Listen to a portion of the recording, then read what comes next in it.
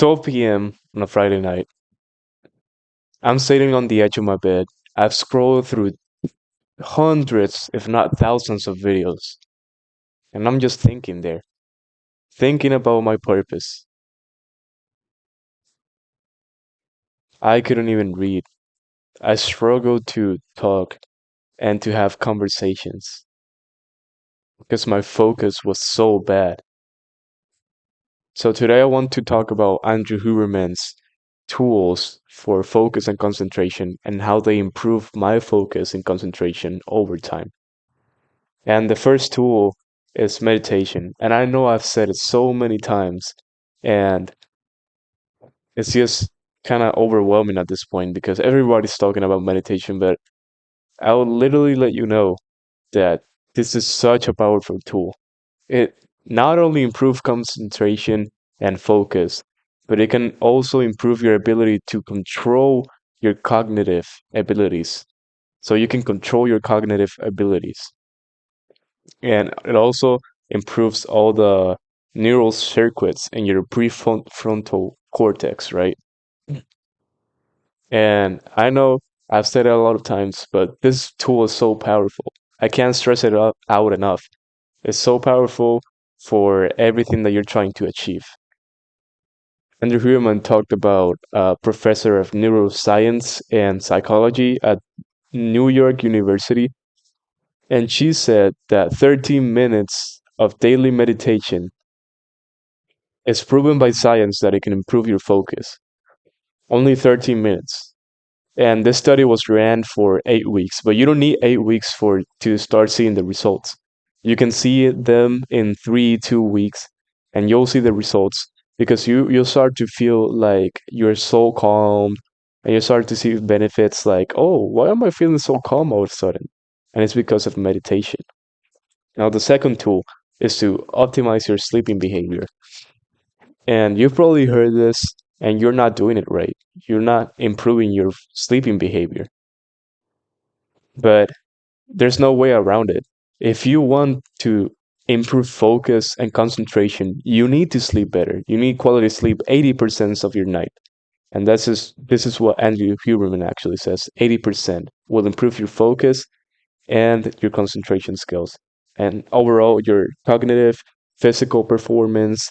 And Andrew Huberman actually says that sleep modulates every process in your body. So every process is modulated when you sleep. So the body actually takes the time to restore, heal, and build muscle while you're sleeping. So sleep is so important.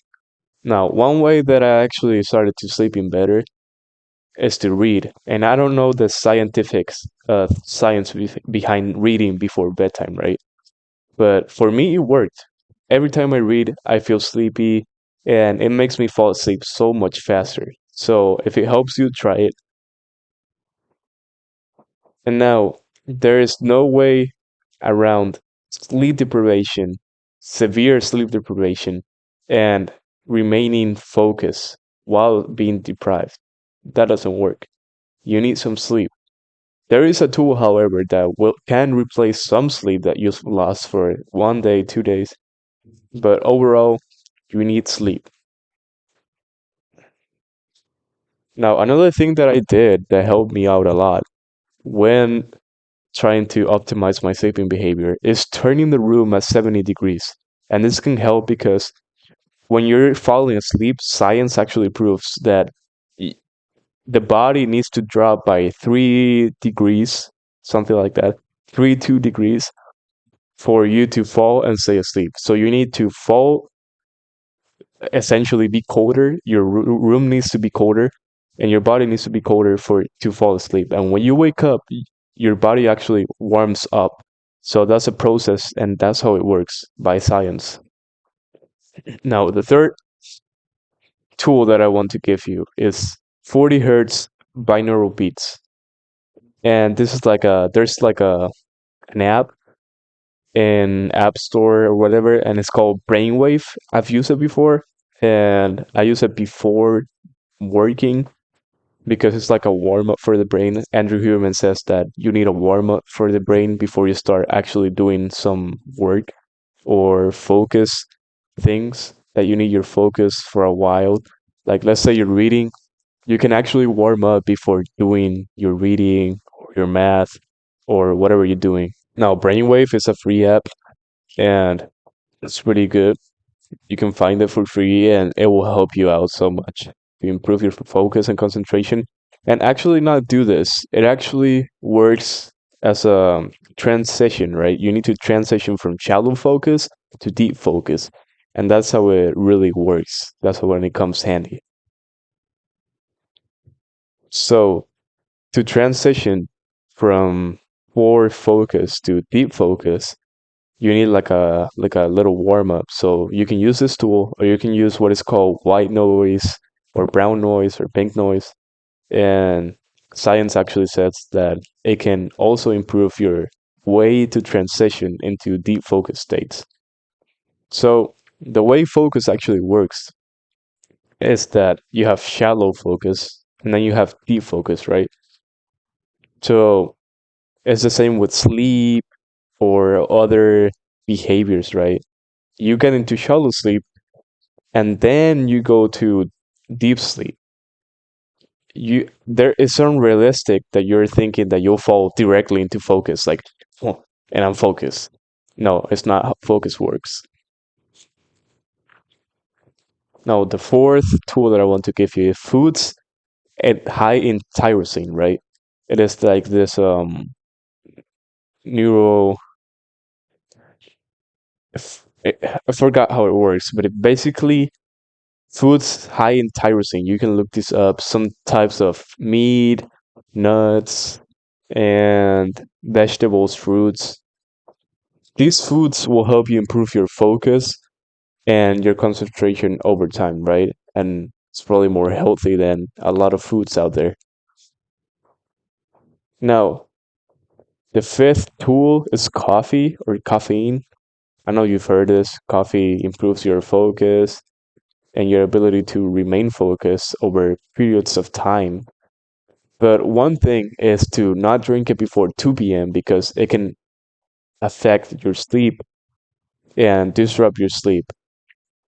So, whenever you try to fall asleep, it is harder to remain asleep while drinking coffee. I know some people think that they can still sleep fine with drinking coffee, but it's actually been shown by science multiple times that if you drink coffee, it's gonna affect your sleep.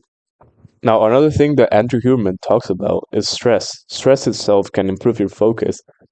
And this is so unheard of, right? Because we think, oh, I can't think, I'm stressed about this thing, and I'm thinking too much. But the way it works, it can actually lead you to anticipate things and to think what's next, right? What's next to this thing that I'm thinking about. And one of the ways that we can use stress as a way to focus and improve our focus is to deliberate cold exposure. And what that means is to take a cold shower or where you can find a body of water that is cold, right? Like, let's say a lake, there's a lake nearby or some place that the water is cold. And when it is cold, it improves your focus and concentration for large periods of time because the effect of it is really big.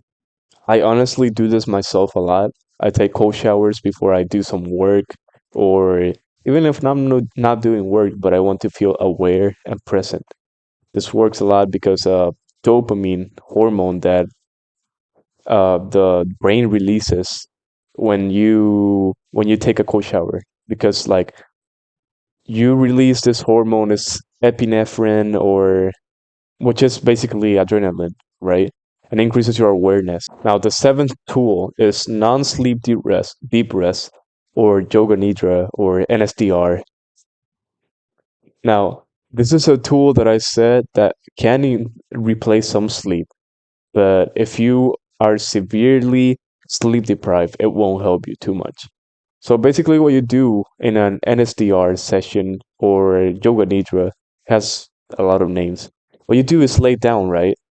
And you listen to a script of NSDRs, and you try to defocus and actually, instead of doing meditation and focus on your breath, is to defocus from work or anything and de-stress. Andrew Huberman actually said too that this is a great tool to practice to go to sleep, right? To improve your ability to fall asleep and stay asleep over time.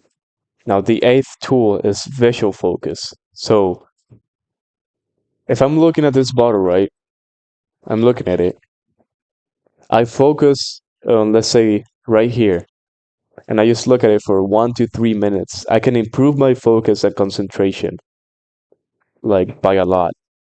And this practice is being used, like, by to teach children and adults to remain and stay focused for long periods of time. So if you use this tool, it's very powerful. And this tool is called covert focus. You focus, right? And there is another way, which is covert focus, which essentially means your vision is looking at this, but your focus is on this paper towels over here, let's say. You look at the cap of this bottle, you focus, but your focus is actually on that paper towel. It's not on this. You're looking at this, but it's focusing on that. And this is way harder, but it's more beneficial if you do this. Now, the ninth tool is omega-3 amino acids. It's a you can get it like a supplement base. I do this. I just take a supplement. It's a pill. I just take it, and that's it. That's how I get my omega-3. And this improves focus, and it can help with depression, and it also enhances brain function. And the way it does this is by modulating the neural circuits and brain function. So supplements like fish oil, that's what I take. Just take fish oil, and that helps a lot to improve focus. Now another thing is creatine monohydrate, and I know you've probably heard this. Is it builds muscle. It's a supplement. You take it as a powder sometimes. It can help to build muscle, but it also can help to improve focus because it's fuel for the neurons, right? To function and to improve focus. Now, another supplement is alpha GPC, L-tyrosine. It comes from foods, from nuts, some types of meat, right? Now, another thing that I want to say is that there is a lot of supplements that Andrew Huberman talks about, but I think these are quite the most important.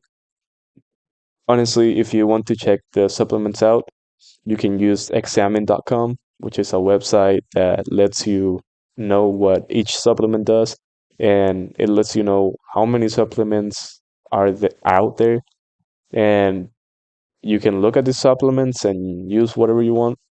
I honestly don't use too much supplements myself. I use fish oil. That's basically it. But if you are interested in this supplements, you can look at Andrew Huberman podcast or look them up on examine.com.